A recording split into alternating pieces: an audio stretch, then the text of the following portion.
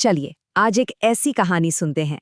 एक ऐसी कहानी जो शायद रातों की नींद उड़ा दे। नाम है आखिरी कॉल। तो कहानी शुरू होती है एक बिल्कुल अंधेरी, एकदम शांत रात से। और उस रात एक कॉल आती है, एक ऐसी कॉल जो सब कुछ बदल कर रख देती है। वक्त हो रहा था रात के ठीक 2:17। मतलब ऐसी रात जब पूरा गांव गहरी नींद में होता है ना? ठीक उसी वक्त रवि की नींद टूटती है अपने फोन के वाइब्रेशन से। उसने अध खुली आंखों से स्क्रीन की तरफ देखा और वहां एक अनजाना सा नंबर फ्लैश हो रहा था। अब इतनी रात को कौन हो सकता है, यही सवाल उसके मन में आया होगा। रवि ने थोड़ा हिचकिचाते हुए कॉल उठा ही लिया और दूसरी तरफ से एक लड़की की आवाज थी, डरी हुई, कांपती हुई, जो बस एक ही बात कह रही थी, बचाओ, मैं इस घर में फंसी हूं। ये सुनते ही रवि के तो होश उड़ गए। दिल जोर जोर से धड़कने लगा। उसकी जबान से बस यही निकला, कौन कौन कौन बोल रहा है? और फिर जो जवाब आया उसे सुनकर किसी की भी रोंगटे खड़े हो जाएं। उस आवाज ने कहा, तुम्हारे घर में, पीछे वाले कमरे में। सोचिए, ये सुनते ही रवि की क्या हालत हुई होगी। उसकी तो जैसे सांस ही अटक गई। अब पीछे वाला कमरा, यहीं से कहानी का सबसे डरावना हिस्सा शुरू होता है, क्योंकि ये कमरा सिर्फ एक कमरा नहीं था, ये एक ऐसा राज था जिसे सब भूल चुके थे। और राज ये था कि वो कमरा पिछले 5 सालों से बंद था, ताला लगा हुआ था, कोई भी वहां नहीं जाता था। तो सवाल ये है कि अंदर कोई हो कैसे सकता है? डर तो उसे बहुत लग रहा था, मतलब खून जम जाने वाला डर। पर फिर भी रवि ने हिम्मत जुटाई और धीरे धीरे उस बंद दरवाजे की तरफ चलने लगा। हर कदम के साथ उसका दिल जोर जोर से धड़क रहा था। और ठीक जैसे ही वो दरवाजे तक पहुंचा, उसका फोन फिर से बजने लगा। स्क्रीन पर वही नंबर था। तो अब वक्त आ गया था उस राज को जानने का। दरवाजे के पीछे क्या था?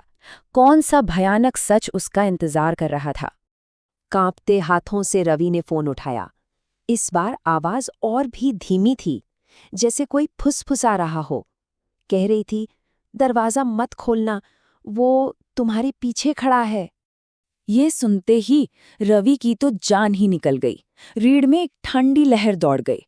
उसने हिम्मत करके धीरे से पीछे मुड़कर देखा, पर वहां कोई नहीं था, दूर दूर तक कोई नहीं, बस सन्नाटा।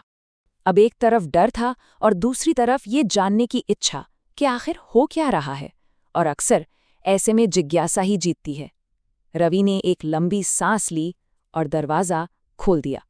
अंदर पूरा कमरा धूल और जालों से भरा था, सालों से बंद जो था। और कमरे के ठीक बीच में एक पुराना सा टेलीफोन रखा था। और अजीब बात ये थी कि वही फोन बज रहा था। रवि धीरे धीरे उस फोन की तरफ बढ़ा और कांपते हुए रिसीवर उठा लिया। आवाज वही थी, उस लड़की की। पर इस बार आवाज में डर नहीं, एक अजीब सी ठंडक थी। उसने कहा, अब तुम मेरी जगह फंस चुके हो।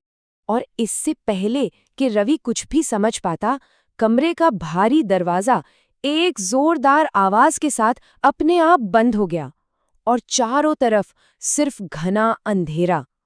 तो उस रात के बाद क्या हुआ? कहानी यहाँ खत्म नहीं होती, बल्कि यहीं से एक ऐसी दंतकथा शुरू होती है जो आज भी उस गांव के लोगों को डराती है। अगली सुबह रवि अपनी जगह पर नहीं था। वो गायब हो चुका था, बिना किसी सुराग के, जैसे वो कभी था ही नहीं। तो हुआ क्या? चलिए एक बार फिर से देखते हैं। 5 साल पहले कमरा बंद किया गया। पिछली रात रवि को कॉल आई। आज सुबह रवि गायब है। और अब कहते हैं कि हर रात उस बंद कमरे से फोन की घंटी बजती है, शायद किसी और का इंतजार करती हुई। गांव वालों का मानना है कि उस घर पर अब एक श्राप है कि जो भी उस कमरे से आने वाली कॉल का जवाब देगा, वो फिर कभी वापस नहीं लौटेगा। तो सवाल यही है, क्या ये कहानी रवि के साथ खत्म हो गई, या ये तो बस एक शुरुआत थी, एक ऐसे अंतहीन सिलसिले की जो शायद अभी भी चल रहा है?